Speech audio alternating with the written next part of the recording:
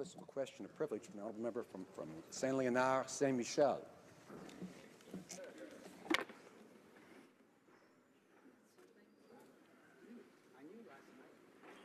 Monsieur le Président, Mr. Speaker, I'm rising to respond to a question of privilege that was raised by a member from the second opposition party regarding my absence from this House. From the outset, I'd like to mention the following facts. The initiative to absent myself from the House is not my own. The circumstances that brought me to not sitting in this House had nothing to do with what I wanted, nor anything to do with what I did. At no point in time and under no circumstances were any reproaches made to me except by the NDP member about my absence from this House. My behavior has always been blameless. I am not receiving a salary from the House of Commons. I belong to a caucus, and therefore, in order to remain so, my freedom to speak is subject to the appropriate restrictions and limits imposed by my belonging to a caucus. Despite my absence from the House, I have always worked on behalf of the citizens of Saint-Léonard, Saint-Michel, and any other citizen or group that have asked for my help. The personal and family reasons that led me to announcing my intention to eventually leave are very serious ones. I would also like to speak to you about the context. Various events and circumstances arose, some at the same time, some consecutively, and some simultaneously.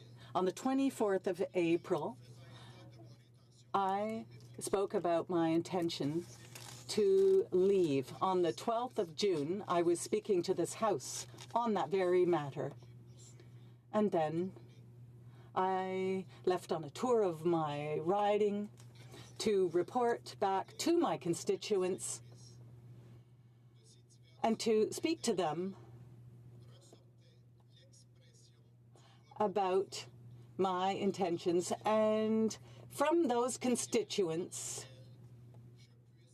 I found a way, I spoke to them about a way to be able to leave my post but continue my mandate.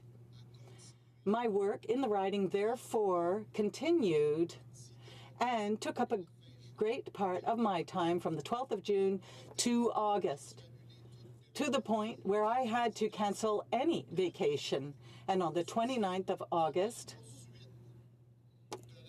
my concern about representing my constituents was made public. And even though I wanted to leave my functions, I had to find a solution. I didn't need to actually do that because other events arose. On the 31st of August, there were a series of events that got to the point where I had no control over them. And on the 14th of September, they reached a conclusion. On that date, it was agreed that on the request of my party, I would remain as a member, and the whip would let me know when I had to be present in the House. At all times, and regardless of the circumstances that arose, I respected all the directives from my whip. At the time, I had reservations about the cannabis legislation. I found that it was unfortunate that there had not been, in my view, sufficient awareness raising about the dangers on the road of the use of this substance. I was surprised about how little was being done, and manufacturers were willing to work on this, which I would have expected, and I would have expected this will on the part of any government. During our exchanges, it was clear that my decision to remain was a challenge, and given that, I was told that my departure would take place at the same time as the legislation would come into effect. Now, I am very involved in the in awareness of impaired driving, and therefore I was told that I could participate on those efforts. Now, I started thinking about my membership in the caucus, but another date of departure was given to me at the time. On the 14th of December, I was told that I would only be absent from the House for a few weeks, and I would focus on other tasks. I was told that I would not receive my salary during that time, even though I would be doing the work that was asked of me, as well as all other functions of a member during that period of time. I wanted to do something concrete about my formal responsibilities. Now, time spent in the House is a part of the member's work.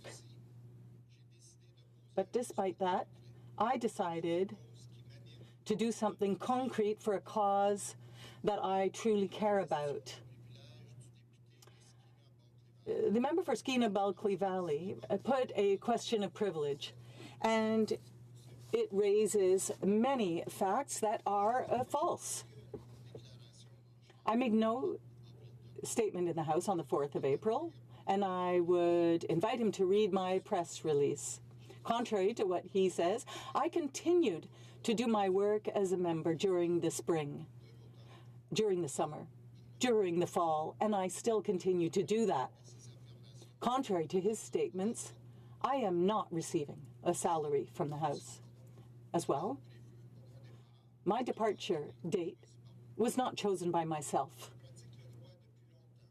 I've been practicing law for a long time. I teach, I give conferences, and I said when I was elected that I would continue to do that even after the election. And I've always been very clear on that. I've been clear on that throughout my mandate. And I even said so in this House. A change in cabinet did nothing to change that. I was, and I continue to be convinced that Canadians are better served if members continue their work so that they stay anchored in the real world. During that time, I have worked on behalf of my constituents and my community. Furthermore, over the past few months, I have undertaken work on issues that I truly care about. Many of those issues are taking up all my time right now, and I will share some of them with you. On the 10th of June, 1940, our government interned Canadians of Italian origin on no grounds, with no charges and no trial. They were detained during the war, for the length of the war, and I have known many of these people. I knew them as a child, but it is only when I became an adult that I understood why people were talking about it. But at the time, these people were already seniors, and to date, Canadians of Italian origin still suffer from the stigma of that collective trauma at the time. Let us recall, at the time, our government took over the Casa d'Italia that were built with the bare hands of immigrants from the old country. The oldest ethnic cultural center in the country was used to house soldiers who pillaged it before they left. And there was no reparation done. No fair compensation was ever given. To this day, no apologies have been made. Mr. Speaker, when I'm talking about stigmas, I can also tell you this. No citizen of Italian origin. We have 1.5 million of these people of Italian origin. None of them sit in the Senate. I have been working for 35 years as a prosecutor, as a researcher, as a lawyer. Well, our labor code dates back to the 19th century. No one would be surprised to learn that this labor code has to be brought up to date for the 21st century. And I have putting my expertise at the disposal of the government and at the disposal of my citizens. And I have also worked very hard on this project myself. Now, with respect to the member who raised the question of privilege, I would like to know where his concern was with respect to the member for Outremont who left for a whole year without giving up his salary. I'd like to thank the Speaker. I'd like to thank my colleagues for listening. And I will continue with my remarks outside the House if need be. I'd like to thank the member for Saint-Léonard, Saint-Michel. I will consider his arguments as well as the arguments that were presented on this topic, and I will come back to the House. Tabling of documents. 79.22 of the Parliament of Canada Act. It is my duty to present to the House a report from the Parliamentary Budget Officer entitled Fall Economic Statement 2018 Issues for Parliamentarians.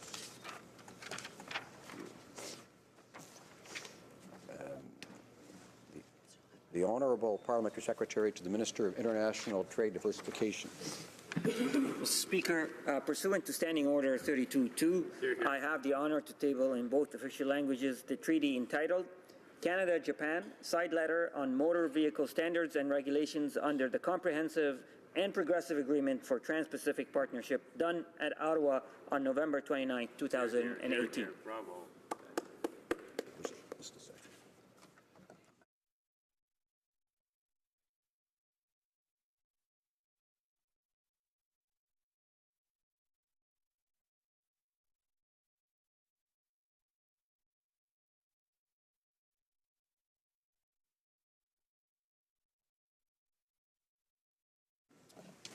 The Honourable Parliamentary Secretary to the Minister of National Revenue.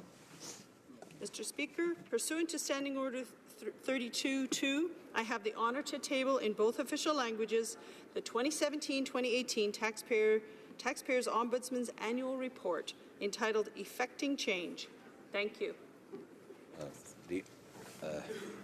The Honourable Parliamentary Secretary to the Government House Leader. Do you have a report? Okay. Pursuant to Standing Order 32, Bracket 2, I have the honour to table in both official languages the document entitled 2017-2018 Annual Report for the Office of the Ombudsman for the Department of National Defence and Canadian Forces. Oops. Sorry. Pursuant to Standing Order 36, Bracket 8, I have the honour to table in both official languages the government's responses to one petition. The Honourable Minister of Public Safety. Mr. Speaker, pursuant to Standing Order 32.2, I am pleased to table in both official languages the Government of Canada's response to the Supply Day motion calling for a plan to be tabled to bring to justice those who have fought with ISIS or participated in any terrorist activity. Dépôt de projet de loi émanant du gouvernement. Introduction of government bills. Statements by ministers. Reports from interparliamentary delegations. Presenting reports from committees. The Honourable Member for Mount Royal.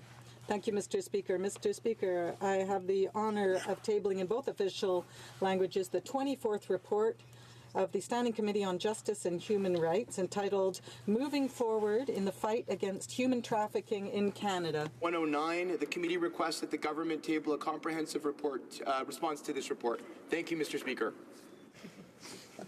The Honourable Member for Prince George, Peace River, Northern Rockies. Thank you, Mr. Speaker. I have the honour to present in both official languages the 17th report of the Standing Committee on Access to Information, Privacy and Ethics, entitled Democracy Under Threat, Risks and Solutions in the Era of Disinformation and Data Monopoly. Thank you, Mr. Speaker. Introduction of private members' bills. First reading of Senate public bills. Motions. Presenting petitions. The Honourable Member for Selkirk, Interlake, Eastman. Well, thank you, Mr. Speaker. I'm pleased to present petition E-1757 with just about 800 Canadians signing it, which is calling on the, points out that the President of the Russian Federation, Vladimir Putin, has unleashed wars against Georgia, Ukraine, is responsible for much of the conflict that we're seeing in Syria, as well as suppressing the people of Chechnya. They point out that he's bedded in the chemical bombings in Syria, that responsible for over 10,000 deaths in Ukraine, and that was responsible for the shooting down of MH17 over eastern Ukraine that resulted in over 300 civilian casualties. And never mind all the human rights abuses. Yesterday was International Human Rights Day, and we got to remember all the human rights abuses that happened in the Crimean Peninsula, in Donbass, under Putin's regime. So they are calling on the government of Canada to declare Putin a war criminal and that he should stand trial in front of the International Criminal Court at The Hague for his crimes of aggression and war crimes, as well as crimes against humanity and sponsoring terrorism. Honourable Member for Renfrew, Nipissing, Pembroke. Thank you, Mr. Speaker. I'm pleased to present a petition signed by Canadians from the ridings of Glengarry, Prescott, Russell, Thunder Bay, Rainy River, and the Pontiac. They call on the House of Commons to respect the rights of law-abiding firearms owners and reject the Prime Minister's plan to waste taxpayers' money studying a ban on guns that are already banned. Honourable Member for Sydney, Victoria. I got petitions here signed by hundreds of Cape Bretoners that are very passionate about animals and how animals are treated. And they're asking this House to support Bill S-214 and ban the sale and or manufacturing of animal-tested cosmetics and their ingredients in Canada moving forward. Thank you. They get petitions about the member's shirt. You never know. They're very nice. But the Honourable Member for Yorkton, Melville. Thank you, Mr. Speaker. I'm rising today on behalf of individuals who are concerned about trafficking of organs, and they are calling on the Parliament of Canada to move quickly on Bill S-240, so to amend the Criminal Code and the Immigration Refugee Protection Act to prohibit Canadians from travelling abroad to acquire human organs removed without consent or as a result of a financial transaction, and to render inadmissible to Canada any and all permanent residents or foreign nationals who have participated in this abhorrent trade in human organs. Thank you, Mr. Speaker. The Honourable Member for Algoma, Manitoulin, Kapuskasing. Thank you very much, Mr. Speaker, and I'm pleased to table another petition regarding a national framework for action to promote eye health and vision care. The petitioners indicate that Canadians with vision loss is expected to double in the next 20 years, and they also indicate that just 1% of the total expenditures on vision loss is invested in post-vision loss rehabilitation therapy. They are asking the government to put in place, of course, a national framework for action to promote eye health and vision care, which will benefit all Canadians through the reduction of vision impairment resulting from preventable conditions and the modification of known risk factors. Mr. Speaker, the petitioners are from Lancaster, Green Valley, Alexandria, St. Catharines, Elmer, Queenston, Springfield, Amherstburg, and I just want to wish everybody a very Merry Christmas and all the best in the new year. Hear, hear. The Honourable Member for Langley, Aldergrove. Thank you, Mr. Speaker. I'm honoured to present three petitions. The first highlights that gender-based violence against girls begins before they're born, and the petition is asking this Parliament to condemn discrimination against girls through the use of sex selection. The second petition, Mr. Speaker, regarding impaired driving. And the petition asks that the Prime Minister keep his promise to increase the penalties on impaired driving causing death, that there would be mandatory minimum sentences as he promised he would introduce. And the last is on the Canada Summer Jobs. They're asking the government to end the attestation requirement, the values test, and they're very happy, I'm sure, that the Prime Minister apologized for last year's attestation value test. Thank you. Presenting petitions, présentation de pétitions, questions on the order paper. The Honourable Parliamentary Secretary to the Government House Leader. Yes, thank you, Mr. Speaker. I would ask that all questions be allowed to stand at this time, please. Agreed. Agreed and so ordered. I have notice of a question of privilege. Madam Member for Perth Wellington. Before I go to him, I want to remind members of the rules that apply. At House of Commons Procedure and Practice, 3rd edition, edited by Boston Gagnon, at pages 144, 145, it says, a member wishing to raise a question of privilege which does not arise out of the proceedings during the course of a sitting must give notice before bringing the question to the attention of the House. The member must provide a written statement to the Speaker at least 1 hour before raising the question of privilege in the House. If such notice is not given, the Speaker will not allow the member to proceed. Speakers have also ruled that oral notice is neither necessary nor sufficient. Question of privilege for written notice has been given.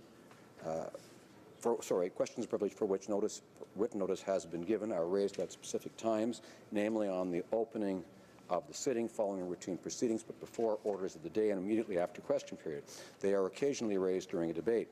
The notice submitted to the Speaker should contain 4 elements. 1, it should indicate the member is writing to give notice of his or her intention to raise a question of privilege. 2, it should state that the matter is being raised at the earliest opportunity. 3, it should indicate the substance of the matter the member proposes to raise by way of a question of privilege. 4, it should include the text of the motion, which the member must be ready to propose to the House should the Speaker rule that the matter is a prima facie case of privilege. By providing the Chair with the context for the question of privilege and a proposed remedy for the problem, the member assists the Speaker in dealing with the issue in an informed and expeditious manner. The inclusion of the text of the proposed motion allows the Speaker the opportunity to suggest changes to avoid any procedural difficulties in the wording. Otherwise, the member might be prevented or delayed from moving the motion should the Speaker rule the matter a prima facie question of privilege. So in this case, I received notice, but not any indication of the substance of the matter, and it seems to me that members have started to forget what these rules provide. And so while I'll allow the member to proceed in this case, what I'm indicating to members is that in future, I expect them, of course, to follow what the rules provide as I've read this morning. The honourable member for Perth Wellington. Thank you, Mr. Speaker. And I do apologize to you for not providing the sufficient information, and I will ensure that should a future question of privilege arise, I will be sure to do that. But I do rise on a point of privilege relating to a declaration I received in lieu of a response to Order Paper Question Q 2001 regarding the government's refusal to cover the costs of legal assistance to Admiral Mark Norman. The document I received from the government reads in part, quote, with respect to legal assistance provided to specific individuals, a response could disclose personal and solicitor-client privileged information. Therefore, the government must respectfully decline to respond, end quote. Mr. Speaker, we are accustomed to the government responding to written questions with non-answers, and we are also aware that Speaker's rulings documented in Boston Gagnon state that, quote, it is not the role of the Chair to determine whether or not the contents of documents tabled in the House are accurate, end quote. What I have not experienced in my relatively short time in this House, however, is a situation where the government makes no attempt whatsoever to answer a question or offer reasons why it can't answer a question, but instead boldly refuses to even respond to a question. That's a different matter altogether, Mr. Speaker, and I believe is unprecedented. While I appreciate that this may appear to be a technical point, the government has for years been getting away with providing inaccurate, misleading, and incomplete answers by exploiting the technicality I mentioned earlier from Boston Gagnon. I think you will be aware, Mr. Speaker, that the last thing this House needs to do is codify another technical loophole to allow the government to deny information to members. You may be tempted to consider this statement a response since it was tabled like a response. but to do so would make a mockery of the proceedings, since a response stating the government declines to respond is a communication effort left better to a Monty Python skit than to a proceeding in Parliament. Not unlike the time Graham Chapman attempted to explain rumors of cannibalism in the British Navy when he said, quote, "There's absolutely none. And when I say none, I mean there's a certain amount, more than we are prepared to admit," which could also have doubled as an order paper question, Mr. Speaker. Standing Order 39, subsection 5, sub B, has a provision to deal with the government when it fails to respond to a question within the 45-day period required under subsection A. But no such procedure exists in the standing orders to deal with a government refusing to respond outright. I would argue that the only means to deal with this matter is through a question of privilege. On December 16, 1980, at page 5797 of Hansard, Madam Speaker Sauvé ruled, and I quote, "While it is correct to say that the government is not required by our rules to answer written or oral questions, it would be bold to suggest that no circumstance could ever exist for a prima facie question of privilege to be made where there was a deliberate attempt to deny answers to an honourable member."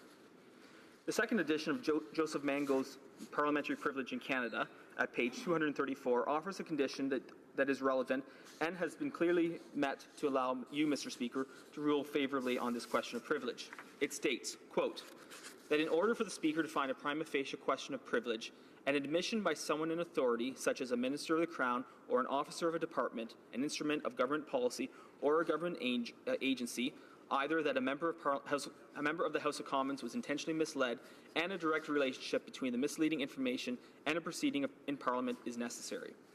End quote.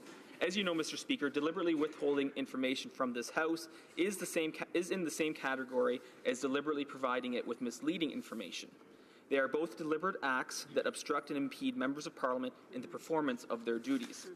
In this case, Mr. Speaker, the Parliamentary Secretary to the Minister of National Defence actually signed the defying declaration that this government declines to respond, and he did so through a proceeding in Parliament. Given this deliberate and admitted defiance of the authority of the House of Commons by the Parliamentary Secretary, I trust that you will allow me to move the appropriate motion and refer this matter to the Standing Committee on Procedure and House Affairs, and I am prepared to move such a motion should you find favour with these arguments. Thank you, Mr. Speaker.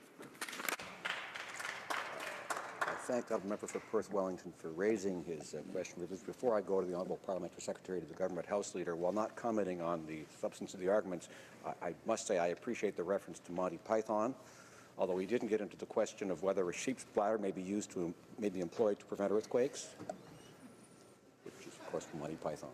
The Honourable Parliamentary Secretary to the Government House Leader. Mr. Speaker, we'll just maybe take it under advisement and then return back to the House with our thoughts in regards to it.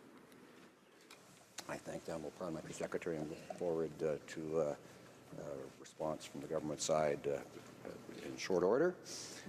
Orders of the day. The Honourable Government House Leader.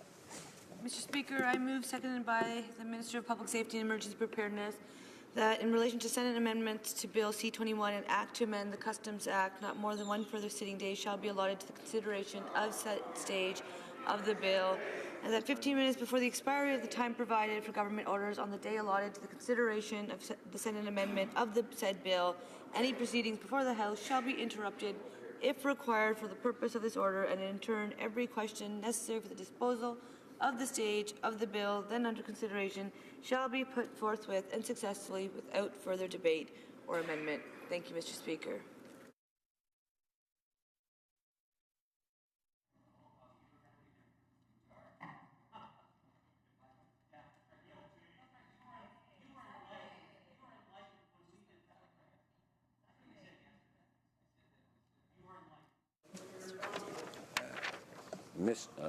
Ms. Jager, seconded by Mr. Goodale, moves that in relation to the Senate amendment to Bill C-21, an act to amend the Customs Act, not more than one further sitting day shall be allotted to the consideration of the said stage of the bill, and that 15 minutes before the expiry of the time provided for government orders on the day allotted to the consideration of the Senate amendment of said bill, any proceedings before the House shall be interrupted if required for the purpose of this order, and in turn every question necessary for the disposal of the stage of the bill then under consideration shall be put forthwith and successively without further debate or amendment.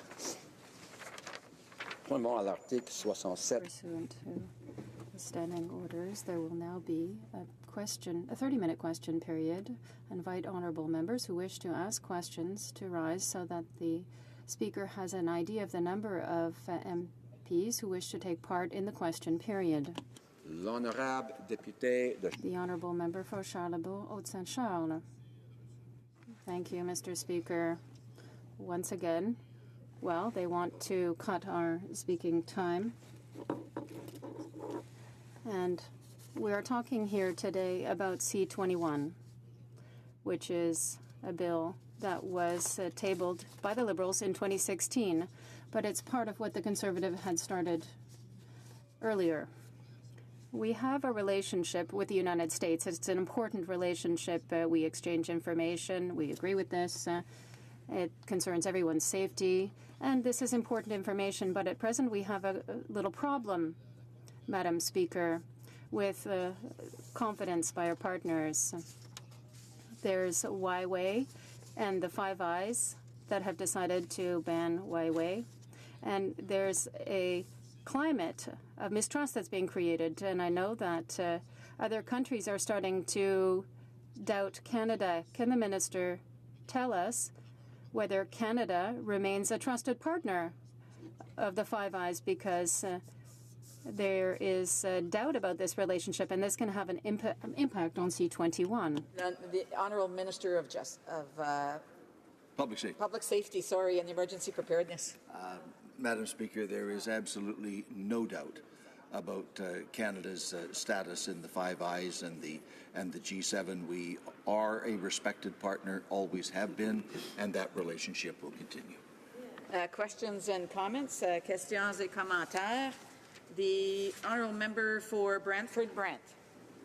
Well, thank you, Madam Speaker. And it was yesterday when time allocation was again invoked by this government that the member from Winnipeg North made comments about time allocation and how, when he was in the third party in the last Parliament, sat over in this corner, he referred to that, in that position in this House, and referred to the fact that he became sold and aware of how important time allocation was.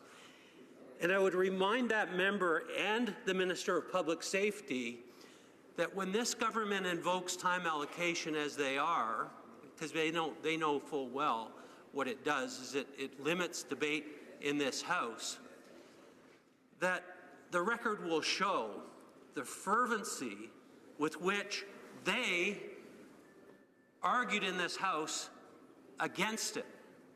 And then, when they campaigned in the last election, they told Canadians that this would be something that they'd be completely different about.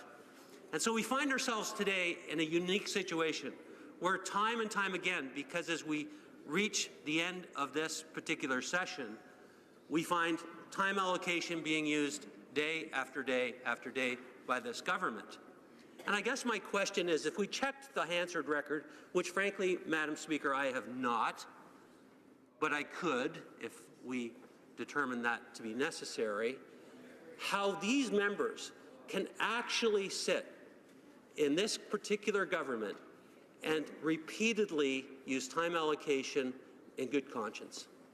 The Honourable Minister of Public Safety and Emergency Preparedness. Mr. Speaker, Madam Speaker, of course, one of the great functions of the Parliament of Canada, particularly the House of Commons of Canada, is to provide members with an opportunity to debate the great questions of public policy that come before the House.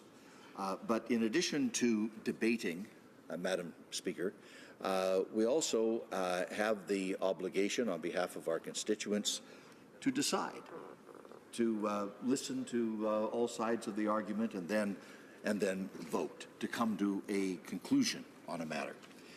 Bill C-21 has been before this House for a considerable length of time. It was considered at length in the Senate. The Senate made one very technical amendment having to do with the limitation of a time frame. They referred the matter as amended back to this House. And what we are considering at this stage, Madam Speaker, is that one very narrow question. Do we or do we not accept the time limit issue that was raised by the Senate?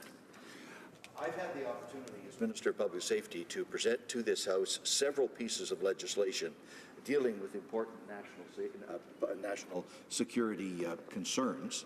I would say Bill C-21 is probably the one measure that has achieved the largest degree of cross-party consensus and the largest degree of support and consensus in both houses of Parliament.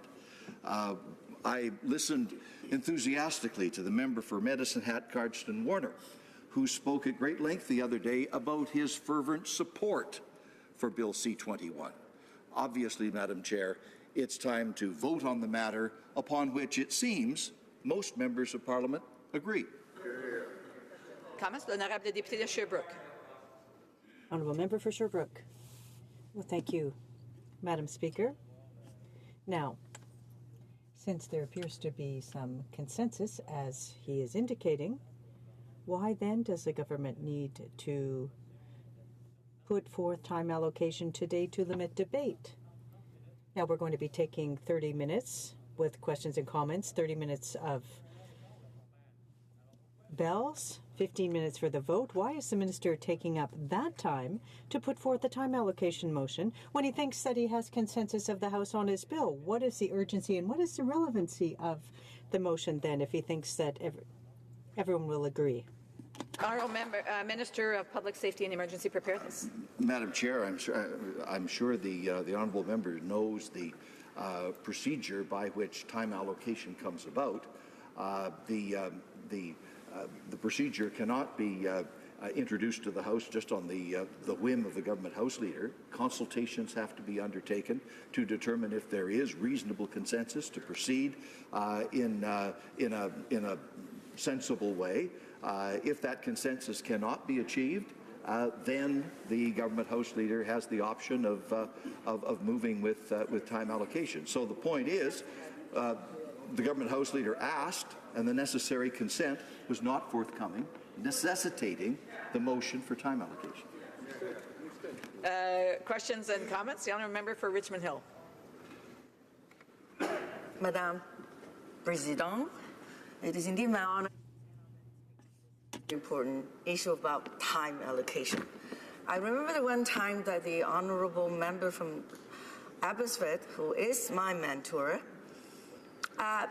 we stood away from this big house center block, and both of us says how privileged we have been to be given the very important duty to represent our constituents in making sure that we make good laws for the benefit of all Canadians, and that we were able to bring their voices to this great place.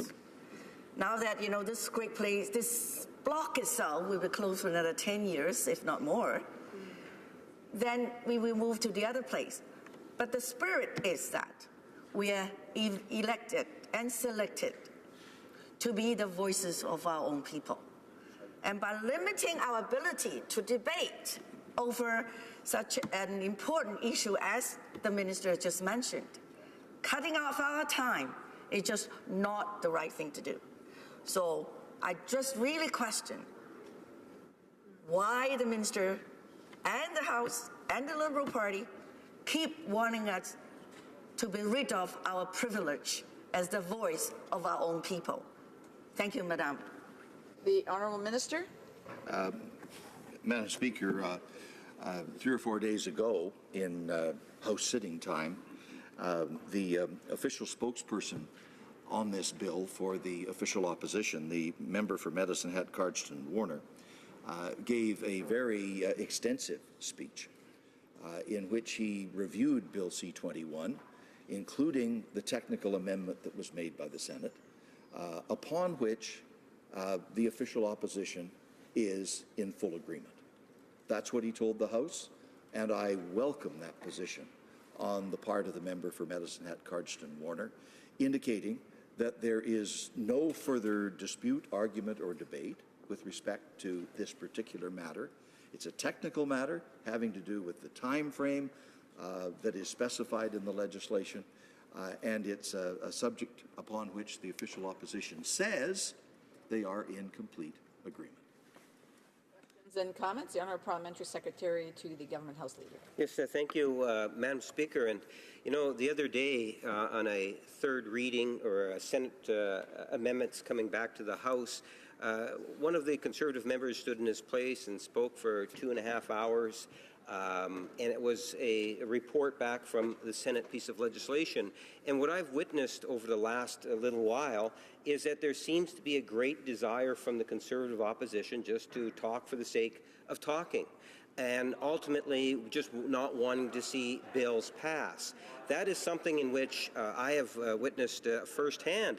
And when I look at the content of the legislation, and this is the question I would have for the minister, if we take a look at the content and the importance of this legislation between trade and travel, and why there is such an overwhelming support from all entities in this House, why it's so important that at times you have to use time allocation in order to ensure that the government is able to even pass legislation that the opposition doesn't want to see ultimately passed, but they support, Madam Speaker. And that's, in fact, the predicament we're in today. So my question to the member is, to the minister is, can he explain why this legislation is so important for Canadians to ultimately be passed?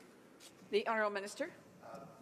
Madam Speaker, I think if you were to ask most Canadians who travel back and forth across the international border between Canada and the United States, most of them would say that there is a system in place for checking on the security issues about people who come into the country. And equally, there's a system in place on checking about the facts and figures when a person leaves the country. In fact, the former is true, but not the latter. We do not have, and we have never had, a system whereby we record departures from the country. That has been observed by many members in the House as a significant gap in our security architecture, and many members of the House on all sides have said that gap should be filled. That's exactly what Bill C-21 does. Recognizing that there are 400,000 people every day who go back and forth across the Canada-U.S. border. There's $2.5 billion in trade that goes back and forth across that border every single day. Obviously, it's important to expedite that legitimate trade and travel, while at the same time making sure that the border is sound and secure. Bill C-21 fills an important security gap upon which it would appear every member of this House is in agreement. Therefore, it's time to vote and put the system in place that will serve the best interests of Canadians. And comments. The Honourable Member for Edmonton Strathcona. I'm finding it interesting that the time allocation is being put in place to try to reduce the amount of time where we can debate the pros and cons of the value of this bill, and yet the Liberals themselves are just trying to do a substantive debate on the bill and not speaking to whether or not they have overused their power to impose time allocation. If we added up all of the time taken up in this place since the Liberals took power on reducing the opportunity for debate in this House, it would probably far exceed the opportunity to actually debate the bills. Exactly. I know that many of us, including myself, are wishing to participate in the substantive debate on a lot of bills, which frankly change every day, if not by the hour, which make it difficult for us to prepare for a constructive debate. So, Madam Speaker, I truly wish this government would reconsider its use of the very undemocratic measures that it has been using to end debate in this place. The Honourable Minister. Madam Speaker, all of us wish to have ample time and opportunity to debate those important questions of public policy that come to the floor of the House of Commons. It is the the function of House leaders, the government House leader and her counterparts in the other parties, to try to manage the time of the House in such a way to bring issues forward in an orderly way, provide the opportunities for discussion and debate, and ultimately the calling of votes and the divisions and decisions that need to be taken. The procedure in our rules requires that the House leaders work together to come to reasonable accommodations. When that can't be done, when consent is not forthcoming, and when people will not say, okay, we agree that the debate will run from A to B and then we'll vote, when there's no certainty in that process, the government House leader has no alternative when consent fails but to try to organize the affairs of the House using time allocation. Those motions invariably provide for further opportunity for debate before votes are ultimately taken. It's a procedure that no House leader likes to use, but it is necessary in certain circumstances to make sure that this House does not just debate eternally, but in fact comes to decisions on issues that matter to Canadians. Comments? The honourable member for Yorkton Melville. Thank you, Madam Speaker. I appreciate the opportunity to speak to this question of time allocation. I'm sure that the members in the government, their ears are burning as they realize that Canadians across the country continue to discuss what they said they would do, what their promises were, versus what they have actually done. In a number of circumstances, they've indicated that they're going to be a better government. On things like omnibus bills, to not present them to the House, and yet we have seen one after another being presented in this House. The question of a consultation, not just the impression of consultation, but true consultation taking place. And being on Shadow Deputy Minister for Veterans Affairs, I've heard over and over again how veterans feel that these consultation groups have simply been a photo op and an opportunity to appear like they are consulting when they truly are not listening. And then there's this question of time allocations, something that they promised Canadians they were not going to abuse and yet continue to do so even today. So my question here would be this. If they are concerned about time allocation in this circumstance, what truly is their motivation as we go towards another break in this House? Again, this government hasn't been able to accomplish a great deal. Perhaps this is simply a move to enable them to get some work done. The Honourable Minister. Madam Speaker, I would note with respect to the points that were raised by the member for Yorkton Melville, Bill C-21 is not an omnibus bill. Bill C-21 has been subject to extensive consultations both inside and outside of Parliament. Bill C-21 enjoys a large consensus of support, including the support of her party.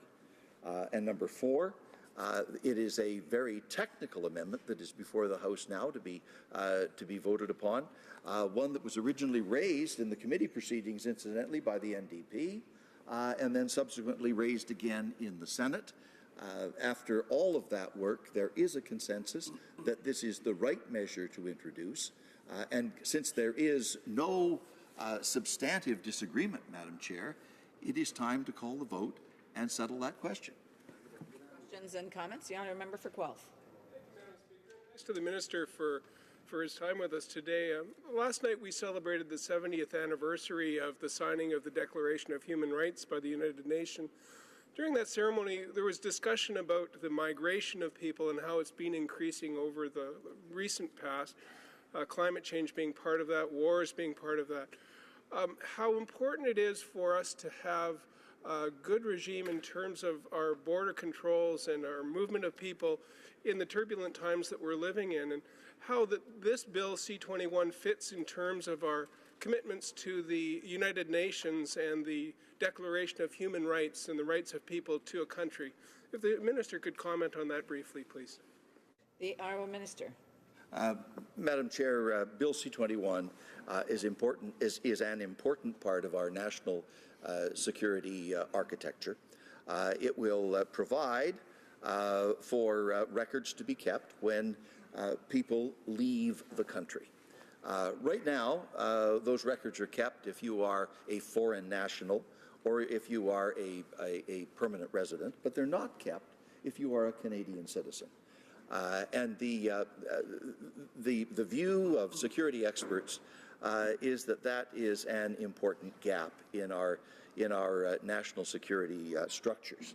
But there are protections in this legislation to make sure that human values and human rights are properly respected. For example, all of the advice from the Privacy Commissioner, the Office of the Privacy Commissioner, is very thoroughly taken into account to make sure that that privacy issues are not violated. In fact, the specific amendment that we're considering right now, that is the subject of the time allocation motion, is an amendment that was put into the Act in the Senate because of the advice of the Privacy Commissioner. So what we're doing at this moment is, in fact, taking steps to follow good advice from the Privacy Commissioner about how to respect dimensions of human rights. I would also point out that in terms of the information that is collected and shared under this legislation, it is information that is nothing more or less than what you will find on page 2 of your passport, which means that there is no intrusion into personal privacy as a result of this matter. Questions and comments? The honourable member for North Okanagan-Shuswap. Thank you, Madam Speaker. I rise today to question the Minister of Public Safety. Earlier, just a few moments ago, he said that most of this issue had been discussed. Bill C-21 had been debated previously, and there's only one amendment coming from the Senate.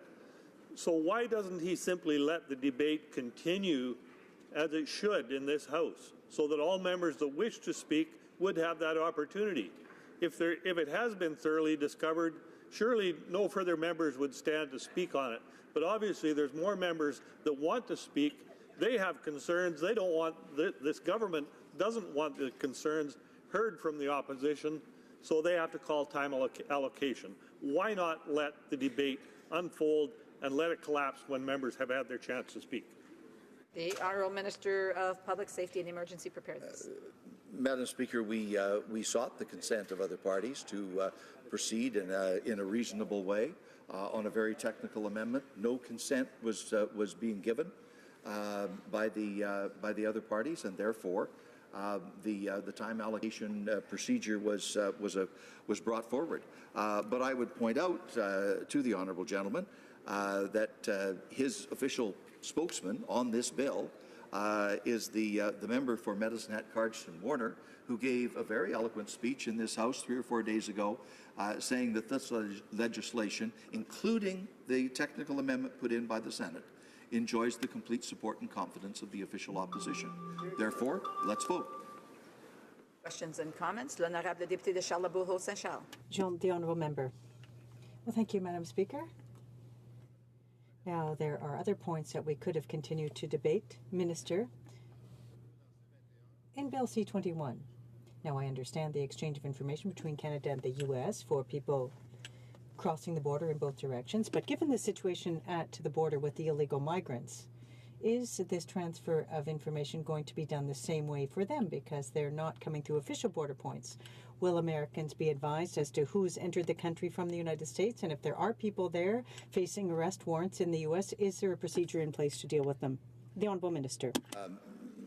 Madam Speaker, from the very beginning of the circumstances that the honourable gentleman referred to, security and safety have been the paramount concerns of the Government of Canada, and I'm very happy to report that through all of the difficult challenges of migration over the course of the last couple of years, Canadian officers at the border, whether they be CBSA officers or RCMP officers, have performed in an exemplary fashion, and they have in fact ensured that every Canadian law is properly enforced and every international obligation of Canada has been properly respected.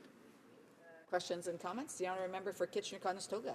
Thank you, Madam Speaker. And again, here we are facing this time allocation motion when virtually every member of this House remembers the campaign of 2015, where the Liberal candidates would adamantly declare they would end these practices of closure or time allocation, omnibus bills, on and on and on. The promises went about what this Liberal government would do differently.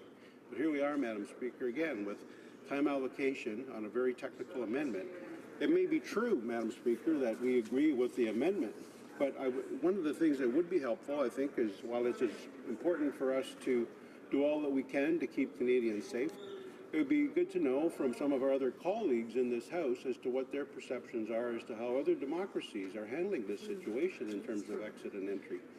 Obviously, our prime concern is the safety of Canadians and also the safeguarding of their personal information, Madam Speaker. So I wonder if my colleague could comment as to how he could stand before his constituents in the last election and basically promise an end to the use of time allocation. And here we are, dozens of times later, using this same technique, Madam Speaker. The Honourable Minister of Public Safety and Emergency Preparedness. Madam Speaker, the point that the honourable gentleman is making is an interesting one. He says that they agree with the technical amendment. They agree with the thrust of Bill C-21. There has been debate here and in the Standing Committee and in the Senate. That debate has gone on for a considerable length of time, and it does appear at the end of that discussion that a consensus has been arrived at, and everyone is supportive of the legislation, except he would like the debate to continue with no specified endpoint in sight. That is the problem that one constantly faces with this dilemma of time allocation. Do you have debates that go on interminably with no conclusion, or when it appears that a reasonable consensus has been arrived at, do you take the necessary procedures to actually call the vote and take a decision? The Parliament of Canada is the most important debating society in our country, but it's more than that. It is the most important decision-making body in this country. We've had the debate. It has been reasonable. It has been extensive. Consensus has been arrived at. It's time to vote. Questions and comments? Questions et commentaires? L'honorable député de Sherbrooke. The honourable member for Sherbrooke. Well, thank you, Madam Speaker. And again, today I'm surprised by the Liberals' attitude in power. They're doing the exact opposite of what they said they were going to do when they were up in this corner of the House. And the Minister of Public Safety was back in this corner a few years ago, and he criticized the time allocation motions put forth by the Conservatives. At the time, was he being honest then when he said that the government was showing a lack of respect to the House when it put forth time allocation motions? Or was he misleading everyone and he knew full well that he would do exactly the same thing once he was in power? Yes. The Honourable Minister. Ability and the circumstances. And the fact of the matter is, in dealing with Bill C-21, the government has been eminently reasonable. And I would say that the representatives of the opposition have spoken from the very beginning about their support for the principles of this legislation. The participation in the committee was ample and extensive. Amendments were made. Improvements were made in the legislation. The same is true in the Senate. A very good discussion in the Senate and a very key conversation about the protection of privacy and putting a limit on the time over which certain information could be retained by government agencies. The discussion of the substance of the bill has been thorough and constructive. And now that the House has identified a very clear consensus, the time to leap over the procedural hurdles has arrived, and the House can take a very well-informed vote on whether or not we support C-21. I suspect we do, because it is in the public interest, and it's a piece of legislation that has enjoyed broad support from the very beginning. It is my duty to interrupt the proceedings at this time and put forth with the question on the motion now before the House. Madam Chair. Ms. Chagger, seconded by Mr. Goodale, moved that in relation to Bill C-21, an act to amend the Customs Act, not more than one further sitting day shall be allotted to the consideration of Senate amendments to the bill, and the time provided for government orders on the day allotted to the consideration of the Senate amendments of said bill, any proceedings before the House shall be interrupted if required for the purpose of this order, and in turn every question necessary for the disposal of the stage of the bill then under consideration shall be put forthwith and successively without further debate or amendment. Is it the pleasure of the House to adopt the motion? All those in favor of the motion will please say yay. All those opposed will please say nay. In my opinion, the yeas have it. Call in the members.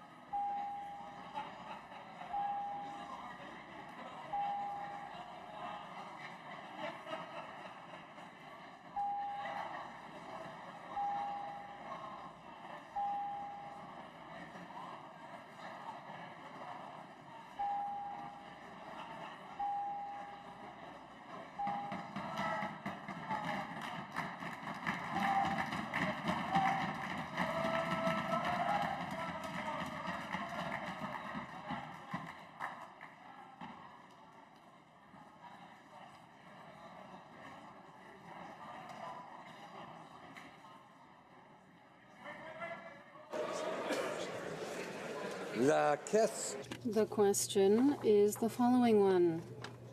Ms. Chaker, seconded by Mr. Goodile, moved that in relation to Bill C-21, an act to amend the Customs Act, not more than one further sitting day shall be allotted to the consideration of Senate amendments to the bill, and that 15 minutes before the expiry of the time provided for government orders on the day allotted to the consideration of the Senate amendments of said bill, any proceedings before the House shall be interrupted, if required, for the purpose of this order, and in turn, every question necessary for the disposal of the stage of the bill then under consideration shall be put forthwith and successively without further debate or amendment. All those in favor of the motion will please rise. Mr. Trudeau.